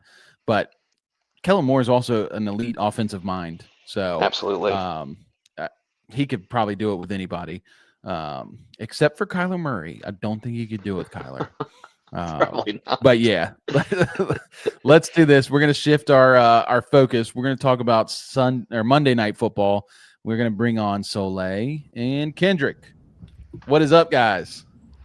Doing good. How you guys doing? Doing good. Good. What's up, y'all? We got Troy in the house really quick. Troy's one of our top fans. He's always here. And my boy Troy, I know he was sweating it out today watching the Giants almost win behind Jameis Winston. Guys, I got to ask you all a question. Is Jameis Winston the best quarterback to ever play football? For today, yeah. Well, all right. I'll ask it this way: is he the most entertaining football player to ever touch the field? I mean, he made some pretty entertaining plays today, but I mean, I would beg to differ. Who would you say, Soleil? It's kind of a My tough mind question. immediately went to like Josh Allen, Lamar Jackson, like of course, Sure. like the most entertaining players. But I don't know. Oh my gosh, the Cowboys just won. Yeah, that's crazy. Let's Hit go. 'em Where's high, Seamus? hit 'em low, hit 'em Get Seamus high. here. Fly Eagles fly. Yeah, where's Seamus? Kendrick, is Jameis the most entertaining football player of all time? He's in the conversation for sure. But I'll go with the same answer as her. You know, the Lamar Jacksons of the world. The Patrick Mahomes. Yeah. See, God just gifted those guys way more than he gifted Jameis, and Jameis is just like going on tour to show God, like, you know, I can do it. Like, he's proven himself, and it's incredible. I love Jameis Winston so much. Every time he touches the field, it's magic. But before we get into this game, I saw you guys just did a podcast together. Is that true? Yeah, Really on nice. Wednesday, I think. Was it? How'd it Wednesday? go? It was awesome. We learned that we're both like big basketball people, which was really Okay. interesting. So we talked a lot about that. Did you talk about how good the New Orleans Pelicans will never be? God. And Who's that? was ugly. Yeah. This That- weekend. Ugh. That's my NBA team. I didn't have a team for a long time because I was a Kobe fan. And I was like, I got to pick a team. But everybody at the time was picking like LeBron, like just following LeBron wherever he goes, or picking like certain players and being like, this is my team now. Steph Curry, like he's my guy. And I didn't want to be one of those guys. So I did love Anthony Davis. So right when the Pelicans came into the league, they drafted Anthony Davis. And I was like, oh, yeah, baby. Like, I'm going to be a Pellies fan. And, you know, we've had some success, but we just love having big guys and never having guards other than Drew Holiday for a short time. God, it feels like forever ago. How do you? Yeah, I know, right? How do you feel Was about that? Zion? How you feel about Zion? You know, I like Zion. I mean, it's hard to like. I love Zion as a player. I think he's fun. I think he's exciting. He's kind of, you know, up and down. But, you know, I think the Pelicans just are so bad. Like, we need like a full rebuild. We should trade him for like a pick and get the commissioner to give us the 101 like he did the Mavericks. But I don't know if he'll do that for New Orleans. So anyway, Kendrick, where can we find that podcast? On my channel, The Life of Kendrick. It's actually going to post tomorrow around like Cool. 2 Eastern time. Cool. Nice. Fire. Everybody go check that out. YouTube, Life of Kendrick. You'll see Soleil and Kendrick on there. And I know it's got to be a good episode. I'm excited to watch it. But all right, let's get into this this Monday night games. We got the Panthers, the Cinderella story Panthers going into San Fran to take on the 49ers. Kendrick, I'm going to start with you, man. What in the world is going on in Carolina? Panthers have a better record than the Chiefs this year. They're only a game behind the Bucs right now for the division. How special does this season feel for you guys right now? You know, for me personally, it's just amazing to see. This is the most hyped I've been for a season for a very, very long time. Actually, we were talking about, me and Soleil were talking about like, our Super Bowl year. That was 2015. That was 10 years ago, and I haven't Trey been. remembers that very well. It's crazy. It's been 10 years. Golly. Yeah, man. And this is the most hyped I've been since, being in contention of winning the division and right there being number one. And it was a tough start going 0-2, losing to the Jags, losing to the Cardinals. But that win against Atlanta just hyped up and just boosted, my hopes for the season. And especially that 3-win streak, beating Dallas, beating the Jets, and I think the Dolphins as well. And Rico Dowdle coming out of nowhere. That was just amazing to see, being the engine of our team when Bryce is not being Bryce, right? And so, but me and you were talking last time I was on here where, you know, Bryce is just so on and off, and what can we do? What can we do at the quarterback position? And that last game against Atlanta, he just, I think he heard the he watched the episode, didn't he? He watched the episode. He was like, okay, I'm you guys. He said, Kendrick's my guy. I got to check out what he said. Yeah. I think we got to bench him. I'm marching into Atlanta and I'm showing him. Yeah, I don't know what it is about Atlanta. He always goes off against Atlanta. He's like, it's crazy. 4-2 against Atlanta right now. So. Yeah, he's so good against Atlanta.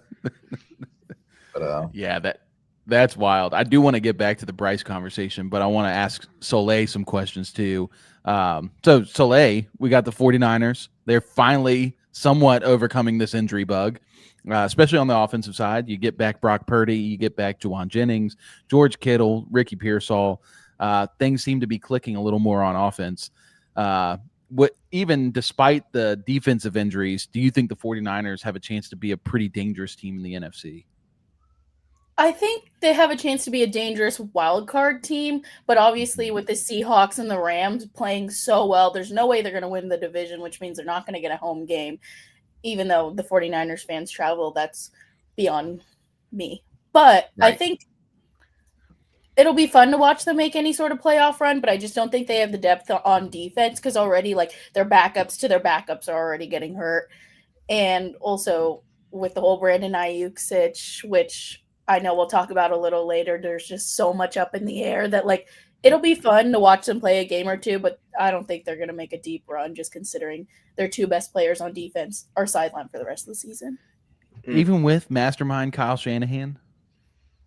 I mean, they whooped up on the Rams without any of those guys. I know. I was literally thinking about that last week. I was watching it and like Brock Purdy's back and I was like, oh my God, this is just so fun to watch. But like, if you can't play defense and you just have this crazy Shanahan offense, then there's like no way. That's very true. And looking at the playoff picture for the NFC, they are sitting right there at the 7 seed. Only teams challenging them are the Lions and the Panthers, who are both actually now the Cowboys with their win today, they're also knocking on the door. So if San Fran really needs to win to stay a game ahead of those teams, Lions lost today, so that really gives the Niners a chance to kind of separate. But yeah, this is a tight NFC battle, and this game is going to have massive playoff implications. So it's a really big one. Seamus is here. How about them Cowboys? Let Seamus talk. Come on, Seamus. Oh, I know he wants to talk his stuff. Honestly, I'm not a big Cowboys fan at all, but to watch them beat the Eagles, loved it. You know, it's like Christmas joy. Morning. Yeah, it's so good. All right, I'm coming back to Kendrick. Now I want to talk some Bryce Young.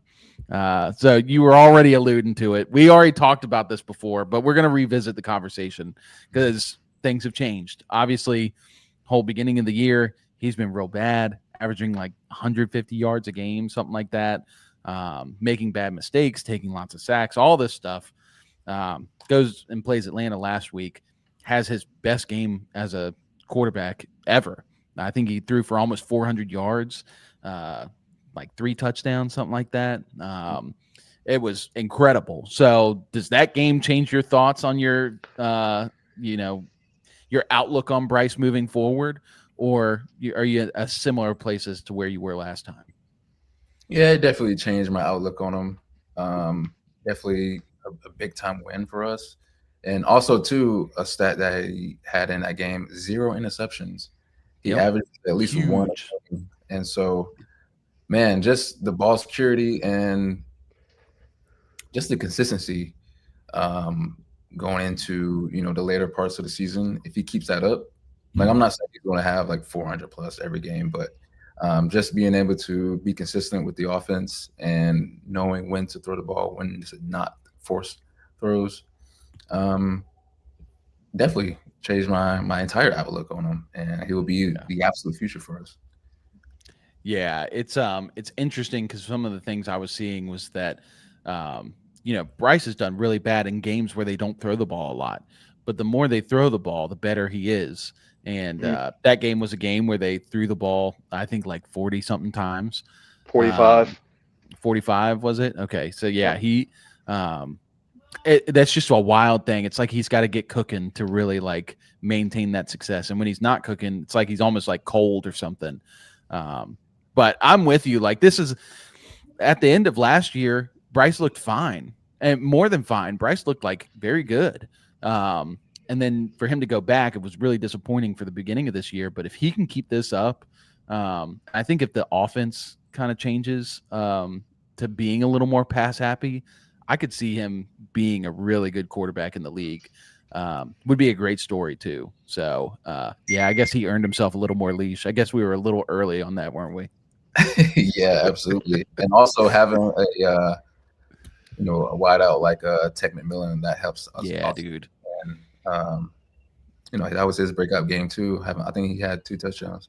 Yep. Yeah. Like 140 yards. I think Tet, T-Mac, I know he doesn't like Tet. T-Mac, I think he's already cemented himself to me as like a top 12 receiver in the league. Like, I think he's that good.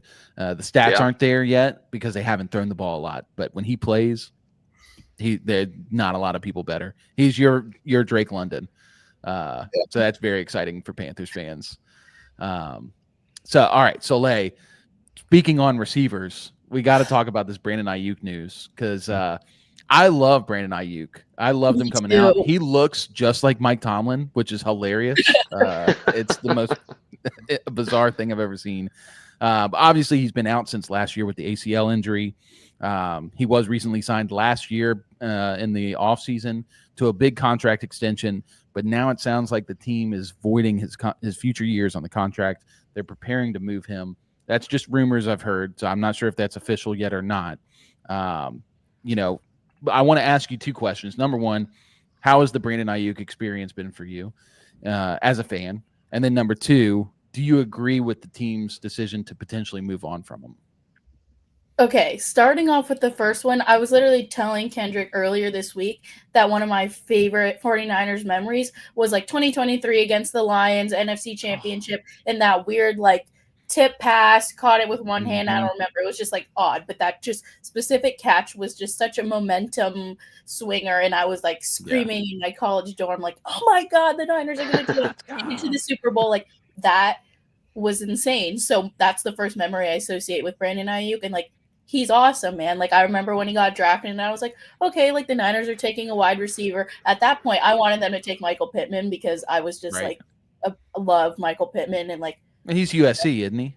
Yes. Yeah. Yep. That makes sense. Yeah, of course. And then you have a type. Yeah. Well, anyway. And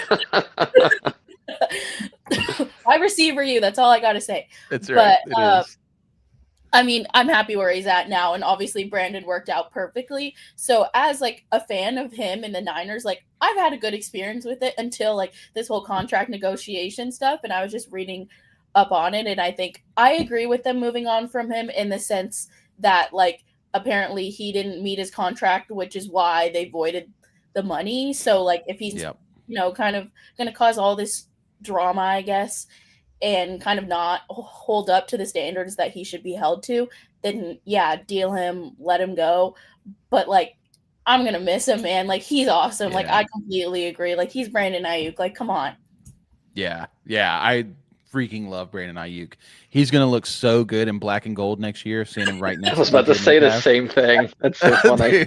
It is incredible. And the Steelers didn't even have to give up a draft pick for him. So hooray. Who knows if that'll happen, but the Steelers should have a lot of money and they really need a receiver. So yeah, I'm kind of excited for it, but I can imagine as a fan, that's like, the only saving grace is Ricky Pearsall. I think like I was kind of thinking about it again, took another wide receiver late in the first round, and he really has been playing out this season. And yes, he just came back, I think, last week. But I mean, he's showing flashes, and that's like keeping me hopeful, but also like, rated Ayuk. Sorry, somebody just shot a gun near my house. So I just, never know. I'm in the country, but it's also dusty out here, if you get what I'm saying. So you never know what's going on around here. Country. Yeah. So what was I going to say? I was going to say something about Brandon Ayuk, but I guess I can't remember. Oh, that's what I was going to say. Brandon Ayuk leaving the 49ers. I feel that because as a Steelers fan, seeing George Pickens go crushed me. I love George Pickens. And now we're seeing this dude is me and Caleb were just talking about it. He's alphaing CeeDee Lamb. Over the last couple of weeks, he's been the better receiver on the field. And man, I've always known he had it in him. I just knew the Steelers sucked, and it just ruined it. So, but I love George Pickens. Hated to see him go. But George Pickens was in Georgia when they were winning back-to-back champions. See, I knew that. I knew he had it in him, and I was kind of thinking of George Pickens when I saw this question, because I was like, it's the drama, it's behind the scenes, it's not just his play on the field. But it's the same thing. And it's crazy that the Steelers also have a type. So they get rid of Pickens, and they're like, "Oh, Ayuk's available. Don't mind if I do." All right. Well, let's go into this game for tomorrow night. I want to talk about keys to victory, final score predictions, and Caleb hasn't talked in quite a minute, so I'm going to let Caleb start. Then we'll move to Soleil, then Kendrick, then I'll wrap it up. So, Caleb, what's the keys to victory for tomorrow night's game between the Panthers and Niners? Nice. And one thing I'll say about Ayuk, I love Ayuk, and I feel like it's a little bittersweet and a little sad, because I feel like Shanahan loved Ayuk, and Shanahan's so good at picking receivers. Yeah. And I don't know if you remember his early years, Shanahan was so hard on him. There was games where he was sitting in, he was doghousing him like crazy, and I think that was Shanahan's project. And I think right when he got him to where he wanted him to be, to where Ayuk was got this breakout time, it's just things just didn't work out that we were supposed to work out. So it's kind of sad to see, but like Cam said, I'd love to see him in black and gold. I love Ayuk. I think it's gonna be fun. Okay, 49ers and Panthers. I think it's pretty obvious probably both teams are gonna want to run the ball. But honestly, if I'm Carolina, I'm giving the ball to Bryce. I don't think you have much to lose. Yeah, let Bryce sling that thing. 49ers secondary has been hurting.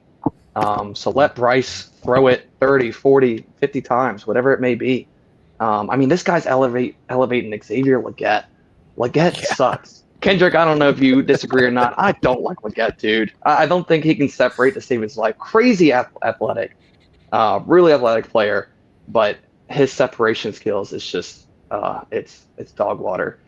But yeah, I think let Bryce throw the ball. I think let him just work it, get T-Mac going. I don't know if you guys saw Kyle Shanahan was talking about T-Mac and was saying that he thinks he's going to be one of the best receivers in the league once he gets going, which is pretty high praise coming from Shanahan. So yeah, let Bryce just sling that thing. Honestly, I think what would really work well, I'd love to see Carolina send a lot of the A-gap blitz. Me and Cam were talking about this recently, and I was watching it with I think it was a couple weeks. Minnesota was playing the Lions, and they were sitting A-gap blitz all game long, and it was sending Jahmyr Gibbs into pass pro almost every single play, and they weren't able to get their best running back, the ball in the pass game. And obviously, we know Christian McCaffrey loves to get his touches and his receptions and whatnot. So I think sending that A-gap blitz, putting the pressure on him, forcing Christian McCaffrey into more pass pro, can really, take out an element to the offense. And then really he's got to worry about Brock Purdy and George Kittle, because they have some weird relationship where Brock just loves Kittle. But yeah, that's what I'm thinking for Carolina. As far as the 49ers go, Brock Purdy's back. I'm a big Brock guy. I think same thing. Let him get the ball. Let him work it. Get everyone involved. Juwan Jennings has been playing great. Ricky Pearsall is getting healthier. Obviously, we can get to Christian McCaffrey. Let him go. So I think it's going to be a really fun game. This is one of the games I'm most excited about this week. When all is said and done, I'm taking Carolina in a great shootout game. I think it's going to be – I think I think it's going to be actually more of not a crazy high scoring game. I'm going to take 28-25 Carolina. Tet's going to make a crazy play for the game winning drive to get in the field goal range, and it's going to be glorious. Dang. All right, 28-25 Carolina. Soleil, I know you got something to say. Okay. Well, similar to what you guys were saying earlier, about T-Mac, I mean, my key to the game is obviously contain him, but like Caleb was saying, the 49ers secondary is so bad. Like, I don't know.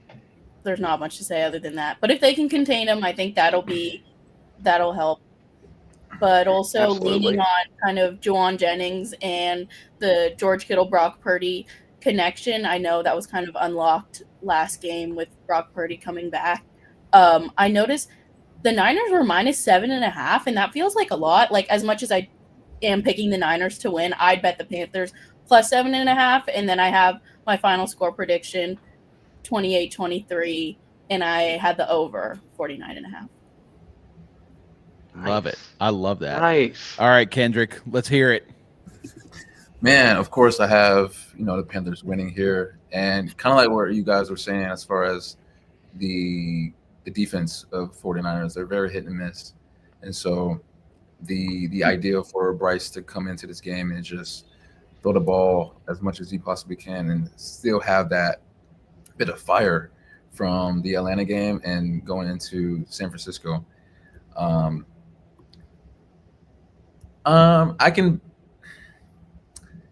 It's a hit and miss as well with Leggett as well, Caleb. Like, sometimes I like him, sometimes I don't. But in that Atlanta game, he did well. And He did.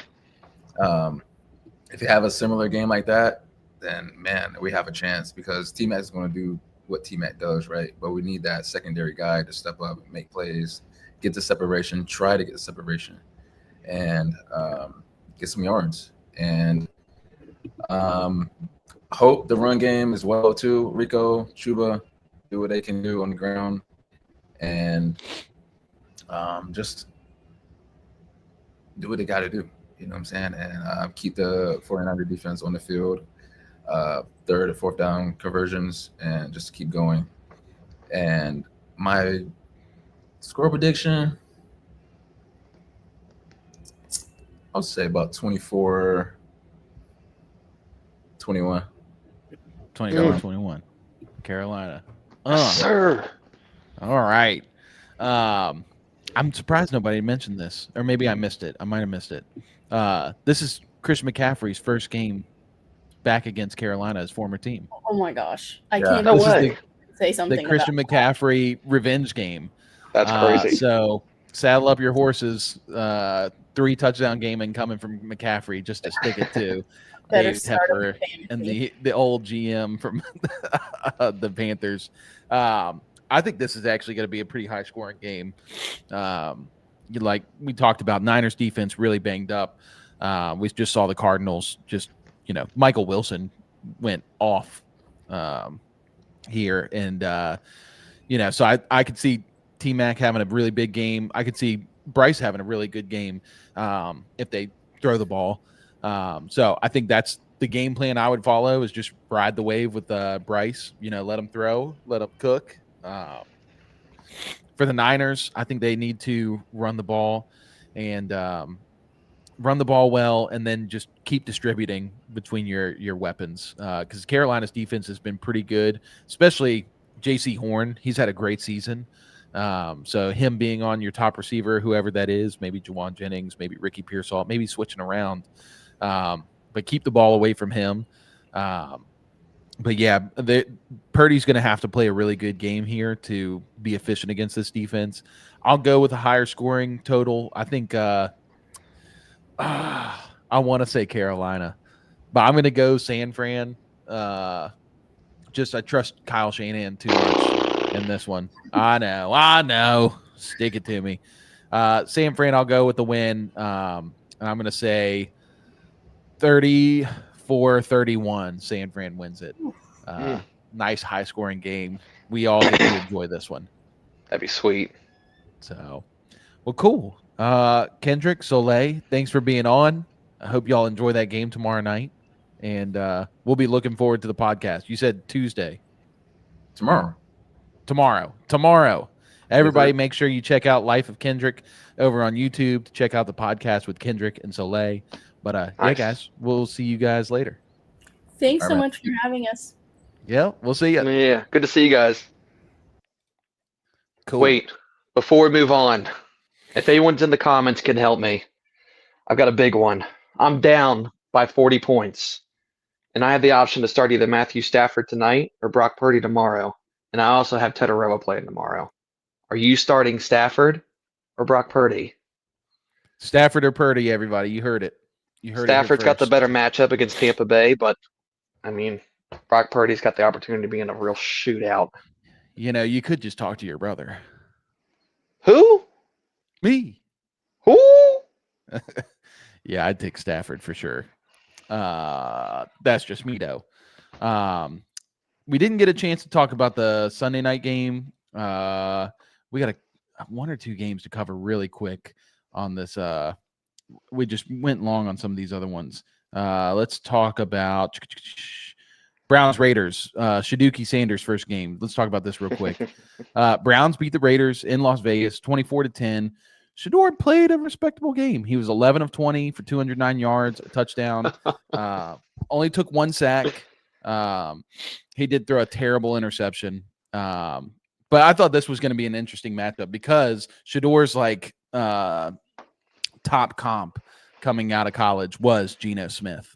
And it's kind of funny how similar he is. It's Geno Smith and Kenny Pickett. So, but yeah, Caves, was there anything you took away from this one?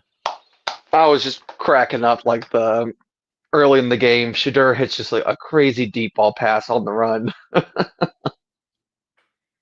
Timing, yeah. To his guy Isaiah Bond, and I mean I give it all to him. Like it was a crazy pass, and then comes back on the next time. There's a horrible pick. Yeah, he looked a lot better than last week. I will say that 4 of 16 did. last week was so bad. No, he did look a lot better, and a bunch of people and a bunch of reports were coming out that he was saying that he's never played with the first team at all in the offseason. He's never taken a single first team rep in practice. Yeah, he didn't. Which is, if that's true, that's pretty rough. You know, you know, you're running through all your QBs. They're all running through the same plays. Like, I think you should be throwing them in there, sprinkling them in there from time to time. Well, it's surprising again, that they hadn't played him the last couple weeks since they got rid of Flacco. Because then he was always your number 2. So I don't know why they didn't run him then. But as a third string guy, most third string guys never run with the ones. So yeah, you just got to be ready. No excuses. Perfect timing. No excuses. Perfect timing. I'll say that much. Perfect timing. Geno Smith is horrible. He is not going to be a starter by next year. He'll be a backup. Yeah. But I will say, Geno Smith had a better game against the Browns defense than Jordan Love did. But do you not want to know why that is?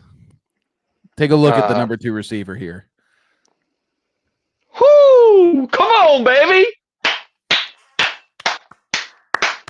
Ashton Genty, 8 targets, 8 catches, 60 yards, 58. Say 60, and a touchdown. Come on now. This is what I'm talking about with Ashton, dude. Like getting him out in space, letting him make plays. Obviously, like it's only 58 yards, so it wasn't a lot, but this is a good Browns defense. That could have been a lot worse. And I mean, I think he got more yards on that than Gibbs got on 11 catches today for 45 yards. Yeah. So, I mean, that's super good. There was one run Ashton had. I don't know if you saw it. It was early on in the game, but he just ran straight up the middle and trucked the guy at like 10-yard line. Trucked that guy. Ooh, boy, he is so gross. Freaking good. That was gross. Yeah. Oh, it was so good. Yeah. I don't know, man. The Raiders got some good pieces, but like this is what you do when your QB is taking sack after sack after sack and the O-line is letting you down is getting your running back, getting the ball quick out of your QB's hands, but to the running back and setting up screens for him. Who was I watching? Atlanta does such a good job of setting up screen passes for Bijan. That is one thing I'll say with the play calling when they get Bijan out in space. They do such a good job of it. So that's great to see. You want to hear a funny it's- stat? Yeah. All right, not to derail you. Dylan Sampson actually got more involved in this game. We saw the touchdown reception he got live, broke it, Mhm. what was it, 66 yards? Yeah. Yeah. So listen to this. He had 7 carries for 23 yards, but he had his longest rush was 26 yards. Oh. So he lost 3 yards on the other 6 carries. And then receiving wise, he had 59 yards on 2 receptions, but his longest catch was 66 yards. So he lost 6 yards or 7 yards on the reception. What's the meme with the lady and or the dude with the beard and The all the math equations?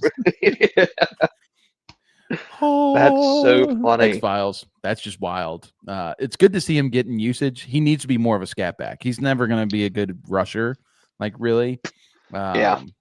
But he's a good. He could be a complement good to third down Judkins. back, man. Yeah, Absolutely. Exactly. Yeah.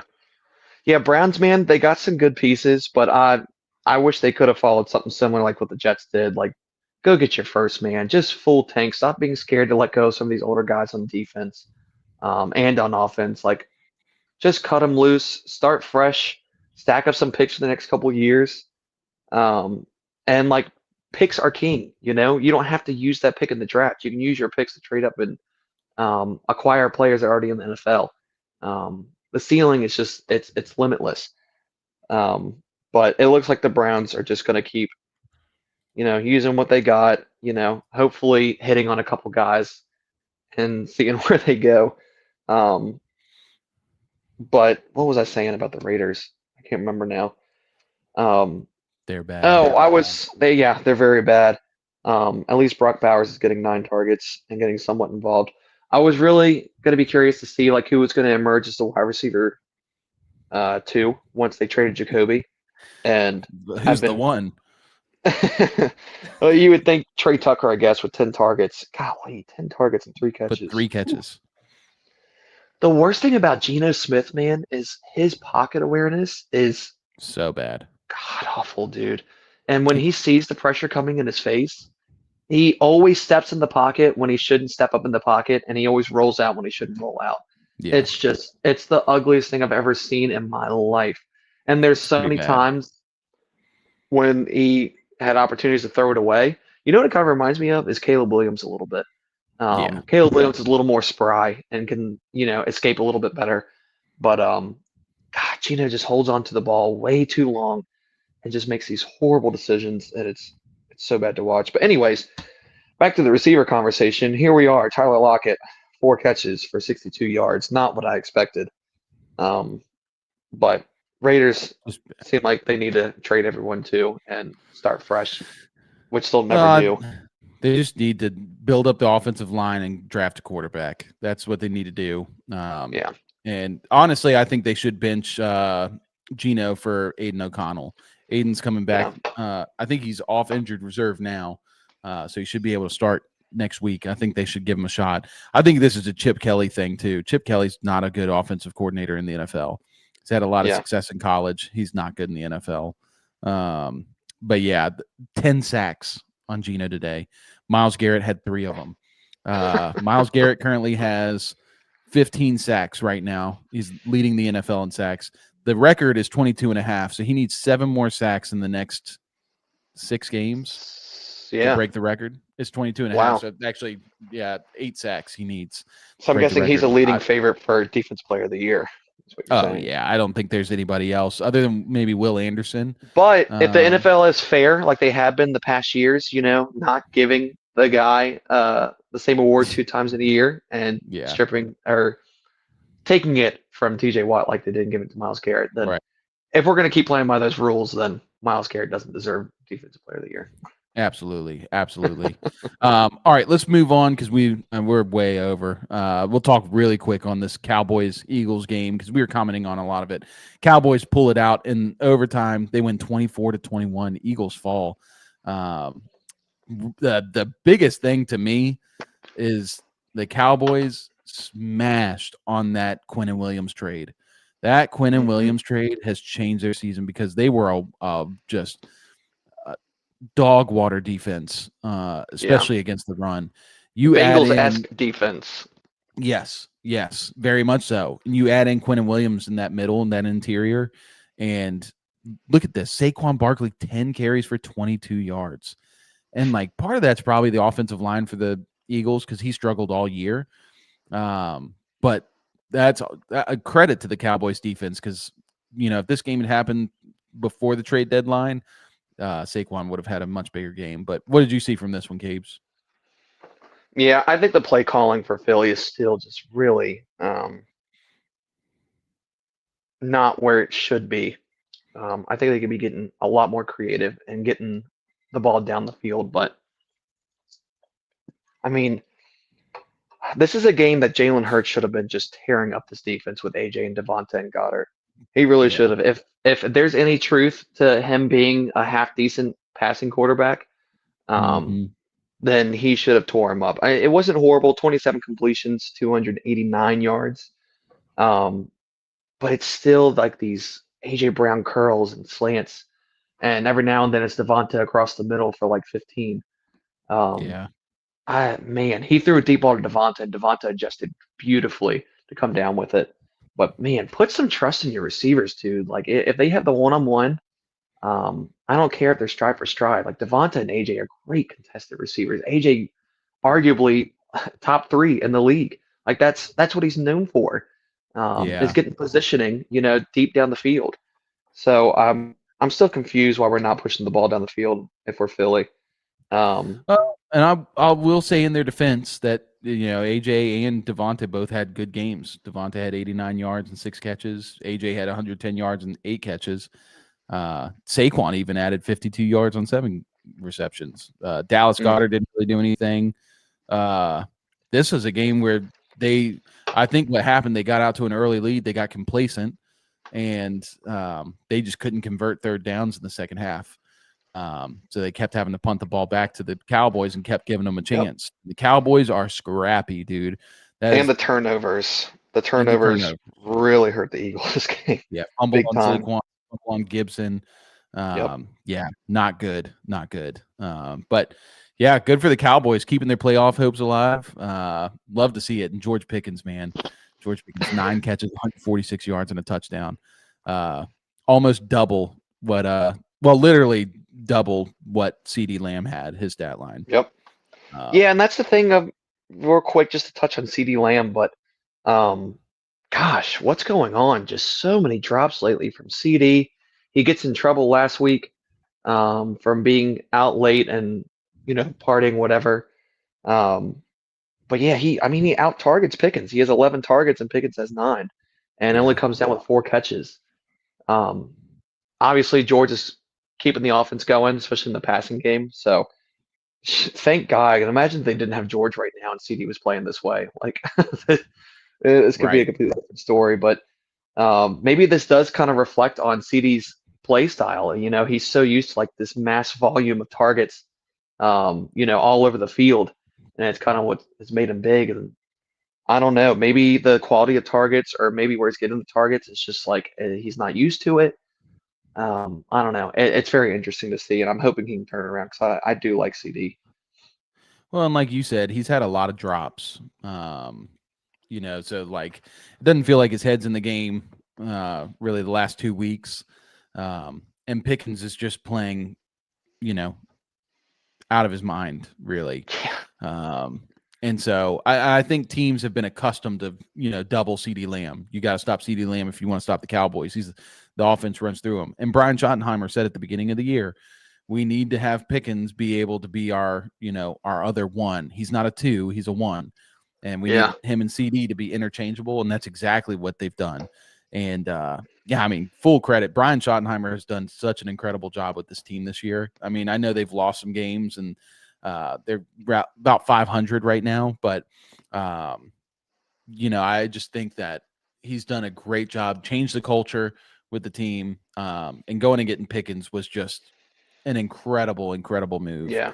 And even trading Micah Parsons has turned out like decent. Obviously, their defense was bad without him, but they've got picks, and they add Quentin Williams, and Quentin Williams has been a huge hit for them. So Yep. Exciting for And the I mean, Cowboys' future. exactly. And just the grit of the team not giving up, being down 21-0 going to the half, not giving up in the run game. Javante still had 20 attempts for 87 yards. Mhm. They just didn't give up. They knew it wasn't over. That's just great showing by the Cowboys. I've never been Yeah. a big Cowboys guy, but you know, game recognizes game, I guess you Game could say. recognized game, bruh. And I'm recognizing right now. But All right. man, we never get to shout out our brothers parlay for the game tonight. Unfortunate. Our brother's parlay was terrible earlier. We did a 1 o'clock. We did a 4 o'clock. Not worth mentioning. We did put one in for Sunday night tonight. What did we put? Hold on, I'm pulling it up. We had Baker Mayfield over 1.5 passing touchdowns. Is that right? Yep. Yeah. Terrence Ferguson, anytime touchdown, and then Chris That's a Godwin big with 4 boy. receptions. Slammer. So if anybody wants to ride with us, maybe you can hit it live. But we will see. We will.